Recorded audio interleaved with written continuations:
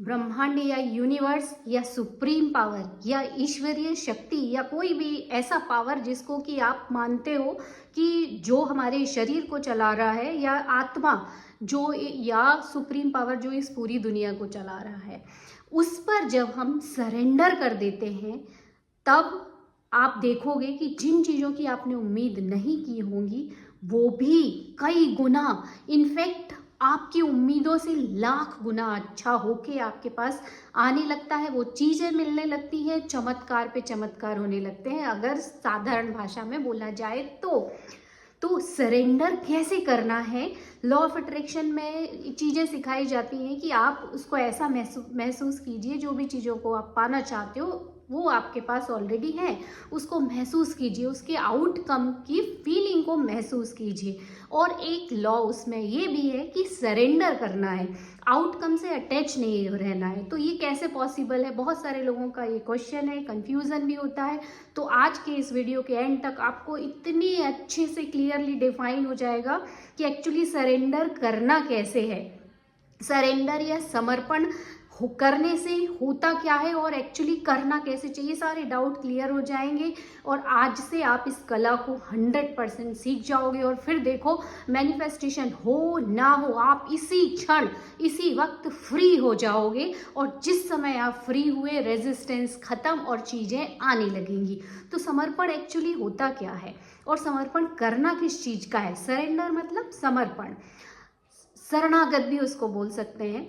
तो जो surrender actually करना किसका है, सरेंडर करना है ईगो का, ईगो या जो चैटरिंग माइंड होता है उसका करना है। सरेंडर का मतलब होता है, आपने कभी सोचा है कि ये दुनिया कितनी काइंड है और मैं जो चाहता हूँ वो मुझे मिलेगा ही, ये भाव क्या है, ये भाव सरेंडर है। यही भाव कि मुझे विश्वास है कि ये चीज़ मिलेगी, ये सरेंडर है। सरेंडर का एक्चुअली मतलब होता है किसी भी निगेटिव सिचुएशन में बेस्ट चीज़ निकाल लेना, लड़ना नहीं है, ना सिचुएशन से ना लोगों से, इसको सरेंडर कहते हैं। सरेंडर का आप और 2-3 तरीके से इसके अर्थ मैं आपको समझाऊंगी। जो हिंदू संस्कृति को फॉलो करते हैं या जो ये सब जानते हैं, हिंदू संस्कृति के ग्रंथ पढ़े हैं, उनको ये जो उदाहरण मैं देने वाली हूँ इजीली वो उससे रिलेट कर पाएंगे। आपको ध्यान होगा, आपने सुना भी होगा कई बार कि जब इंद्र का जो गजराज है, जब वो बिल्कुल निर्बल हो जाता है, यानी उसके पास कोई बल नहीं रहता है, और जब वो फिर ईश्वर को पुकारता है तब भगवान उसके पास मदद करने आते हैं। मतलब निर्बल और साधनहीन, हम मान लो कोई चीज़ चाहते हैं, हम सैलरी बहुत सारी चाहते हैं, या हम बिजनेस में बहुत ग्रोथ करना चाहते हैं, या हम बहुत सारा पैसा मैनिफेस्ट करना चाहते हैं, हेल्थ मैनिफेस्ट करना चाहते हैं, जॉब पाना चाहते हैं, गाड़ी पाना चाहते हैं, घर पाना चाहते हैं। तो अब उसको इस वे में कैसे लें, क्योंकि हम कैसे हैं, साधनहीन हैं, निर्बल हैं, हम वो सब चीज़ें नहीं कर सकते। अगर कर सकते तो आज वो चीज़ें हमारे पास होती। तो जब हम सरेंडर करते हैं, मतलब जब हम साधनहीन होते हैं, निर्बल होते हैं, और सिर्फ हम ईश्वर पे सब छोड़ देते हैं कि ईश्वर अब आप ही मेरी मदद करो, इन द सेंस ऑफ, अब यहाँ पे बात ये आती है कि ईश्वर तभी आपकी मदद करता है। दूसरा एग्जाम्पल और देख लेते हैं, फिर मैं बताऊंगी कि एक्चुअली ये करना कैसे है। दूसरी चीज, द्रौपदी का चीरहरण के बारे में भी आपने सुना होगा कि जब वो सरेंडर कर देती हैं, हाथ जोड़ के कृष्णा को याद करती हैं कि अब आप ही मेरी मदद कर सकते हो और कोई नहीं कर सकता, तो कृष्णा ने उनकी साड़ी की लेंथ इतनी लंबी कर दी कि उसको निकालते निकालते थक गए, पर वो ख़त्म नहीं हुआ। तो जब हम अपने हथियार डाल देते हैं ईश्वर पे भरोसा करके कि अब सिर्फ वही है जो मेरी रक्षा करेगा, तो वो आते हैं और रक्षा करते हैं।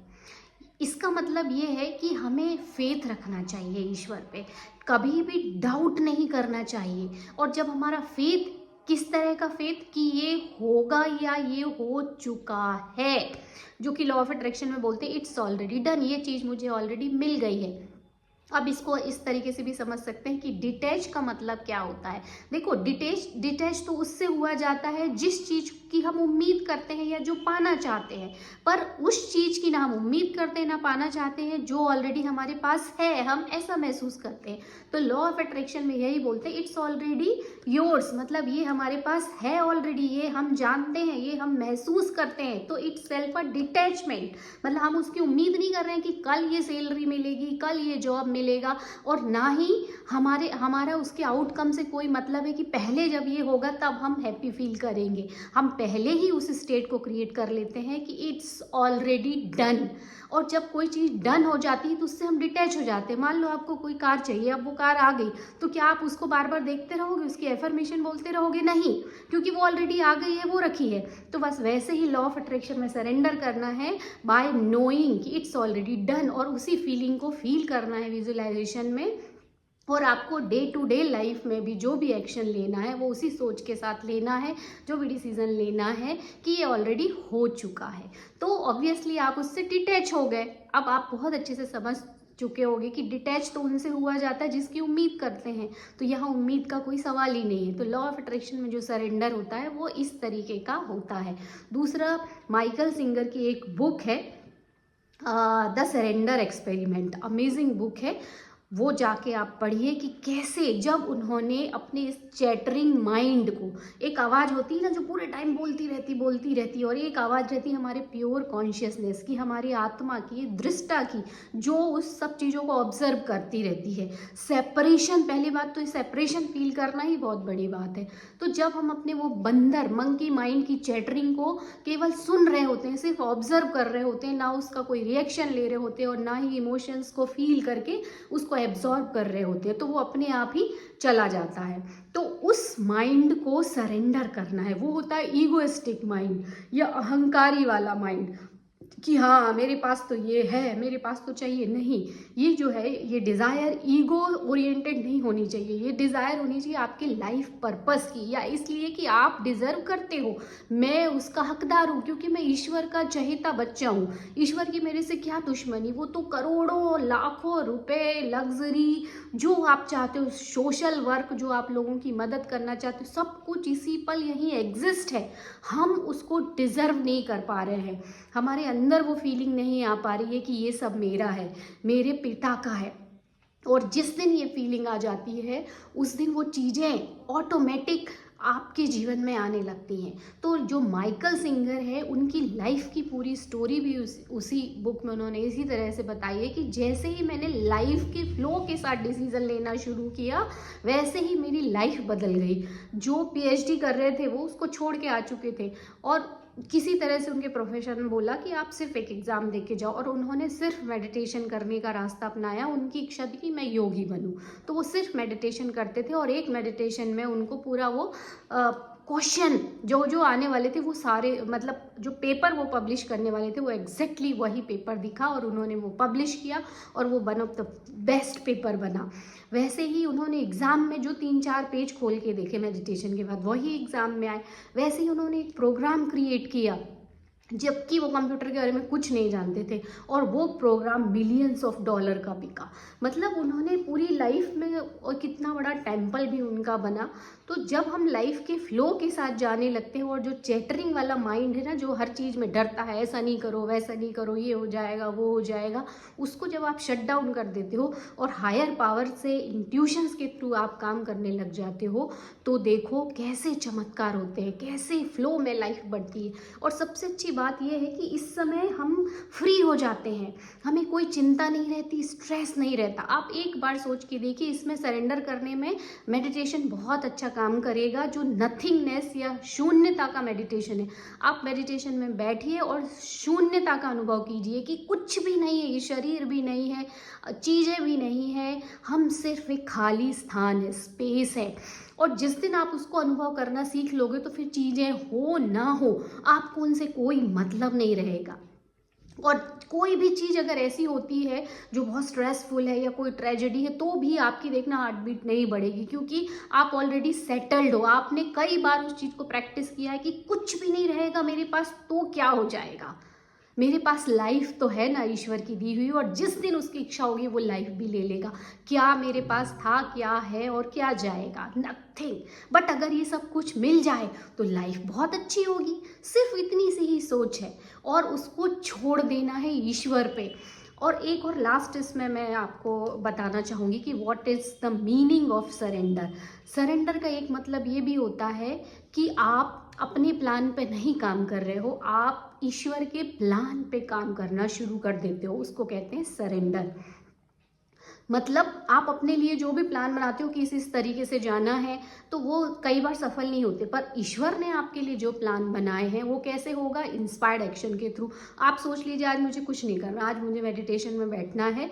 आप शांति से मेडिटेशन में बैठिए और कहीं ना कहीं आपका दिमाग वो चीज़ ढूंढ रहा होगा कि आपकी प्रोग्रेस के लिए ये ज़रूरी है, ये अपॉर्चुनिटी आपके पास आनी चाहिए। तो वो कॉन्स्टेंटली अपॉर्चुनिटीज़ को ढूंढता रहता है और इस तरीके से वो चीज़ आपके जीवन में आ जाएगी छोटे से इंस्पायर्ड एक्शन के थ्रू। हो सकता है किसी का फ़ोन कॉल आ जाए और आपको सिर्फ हाँ बोलना पड़े। ऐसे ऐसे चमत्कार होते हैं कि आप अंदाज़ा भी नहीं लगा सकते। ये खुद आप एक्सपीरियंस करोगे और इस वीडियो में कमेंट्स में ज़रूर डालना, क्योंकि मैंने तो जब से लाइफ के फ्लो के साथ काम करना शुरू किया है, मेरी लाइफ ही अमेजिंग हो गई है, स्ट्रेस फ्री हो गई है। मुझे कभी किसी चीज़ की चिंता नहीं होती। कभी कोई चीज़, बहुत कीमती चीज़ अगर गुम गई हो या कोई ट्रेजेडी हो गई हो तो भी मुझे कुछ फ़र्क नहीं पड़ता। मुझे ऐसा लगता है ये मटेरियल चीज़ें हैं, कल फिर आ जाएंगी। तो ये जो आप स्ट्रेस फ्री होके अगर किसी चीज़ के लिए काम करते हो ना, उसको कहते हैं सरेंडर। और इंट्यूशन, गट फीलिंग, उसके थ्रू जब आप काम करना शुरू करते हो तो वो होता है ईश्वर के प्लान के साथ काम करना, और उसी से आप एक्स्ट्रा ऑर्डिनरी सक्सेस पा सकते हो। चमत्कार पे चमत्कार होने लगते हैं। This is the surrender process. Surrender मतलब ये चीज़ है। सरेंडर का ये मतलब ये नहीं है कि आज से ये चीज़ चाहिए और मैंने सब कुछ ईश्वर के हाथ में छोड़ दिया, भगवान अब आपको करना है। ये तो पहला स्टेप है। सेकंड स्टेप ये है कि उससे आप फ्री हो जाओ कि वो ऑलरेडी हो चुका है, अब मुझे किसी चीज़ की चिंता ही नहीं है, वो तो ऑलरेडी है मेरे पास। जैसे दिलजीत के जो है दिलजीत या दलजीत, उनके इंटरव्यू में आप देखिए जो सिंगर हैं कि उन्होंने ऑलरेडी लिस्ट ले रखी है और बोलते हैं मेरे लिए तो ये हो चुका है, आप देख लीजिए, आप देख सकते हो इसको, आपको देखना है, मेरे लिए तो ये ऑलरेडी डन है। तो जब हम उस भाव में आ जाते हैं ना तो हम स्ट्रेस फ्री हो जाते हैं, हम उसके रास्ते ढूंढना ही बंद कर देते हैं, अपने आप ही चीज़ें होने लगती हैं। और जब हम फ्रीनेस होके काम करते हैं तो हम बहुत अच्छा काम करते हैं। तो माय डियर फ्रेंड, कि ये जो चीज़ें हैं, जो कॉन्सेप्ट हैं, आपको सरेंडर करने में बहुत मदद करेंगी। और आज से आपके सारे कॉन्सेप्ट क्लियर हो गए होंगे। और लॉ ऑफ अट्रैक्शन में सरेंडर वेरी इंपॉर्टेंट स्टेप है। इसको करिए और स्ट्रेस फ्री होके आज से ही काम करना शुरू कीजिए and see the positive changes in your life. और हम मिलेंगे एक नए पॉजिटिव वीडियो के साथ। तब तक आप देखते रहिए, इस चैनल को सुनते रहिए, सीखते रहिए, ग्रो करते रहिए। क्योंकि जब ना यूनिवर्स से आप कनेक्ट हो जाते हो ना तो आपके सारे उत्तर मिल जाते हैं, आपके सारे प्रश्नों के उत्तर मिल जाते हैं, और वो भी यूनिक, जो आपको संतुष्टि देते हैं। Good bye, have a good night.